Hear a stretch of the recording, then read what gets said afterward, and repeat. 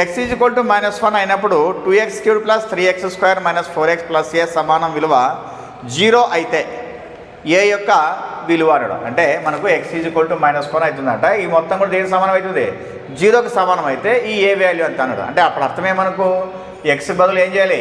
-1 substitute చేయాలి వీటిలో అనమాట. కాబట్టి డైరెక్ట్ చేసేద్దాము. ఏమైనా రాస్తున్నాను అంటే ఇప్పుడు 2 × -1 3 × -1² తర్వాత 4 × -1 + a ఈజ్ ఈక్వల్ టు 0. -1 కదా 3 టైమ్స్ మల్టిప్లికేషన్ చేసినామంటే మనకు ఏమొస్తుంది? Minus into minus plus, plus into minus మైనసే వస్తుంది అంటే -1 వస్తుంది. -1 × 2 ఎంత? -2. తర్వాత ఇక్కడ స్క్వేర్ కాబట్టి +1 వస్తుంది కాబట్టి 3 × 1 ఎంత? 3 వస్తా. నెక్స్ట్ ఇది మైనస్ ఇంటూ మైనస్ ఏమి? +4 + a ఈజ్ ఈక్వల్ టు 0. తర్వాత 4 + 3 7, 7 - 2 5 వస్తుంది. 5 + a is equal to 0. A is equal to ఎంత? -5 అనమాట. మరి ఎన్న ఆప్షన్ అంటే మనకు ఇచ్చిన వాటిలో వచ్చేసి second option is the right answer.